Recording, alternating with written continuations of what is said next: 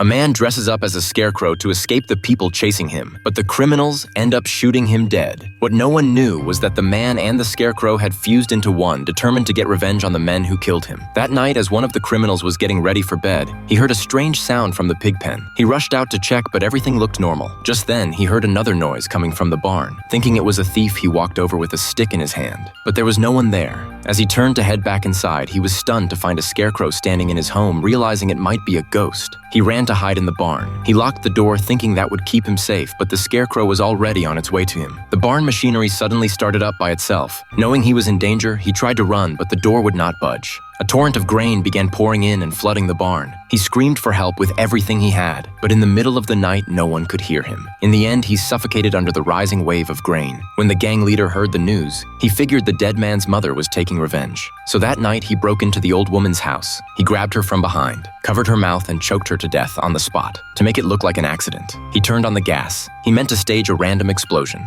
As the gas spread through the house, the fire in the fireplace set off an instant blast. Still on edge, the leader called his men and went to the cemetery. He wanted to see if the dead man was really behind it all. When they reached the grave, they opened the coffin and got the shock of their lives. The man's body was gone, realizing he might have come back as a ghost. One of the men turned to run. He wanted to go to the police because he feared the dead man's revenge, but the leader stopped him because he did not want the police to uncover their crimes. Seeing his partner was terrified, he pretended to calm him down. He promised they would go to the station after they fixed the grave. The naive man believed him and hurried back to close the coffin. He did not know the leader had quietly lifted a shovel. With one swing, the leader killed him. Then he buried the body, thinking no one would ever find out. As he started to head home, a little girl suddenly appeared on the road. The leader walked up and offered to help her, but the girl bolted into the bushes. The criminal chased after her. He soon found her inside an excavator. When she saw him, she stood up in fear and tried to run, but the criminal caught her. All at once, the excavator started moving on its own. There was no one in the driver's seat. In an instant, the machine lunged at the criminal. Trying to save himself, he ran as fast as he could, but he ended up impaled on the scarecrow's pitchfork. It killed him instantly. In the end, every criminal paid for what they did,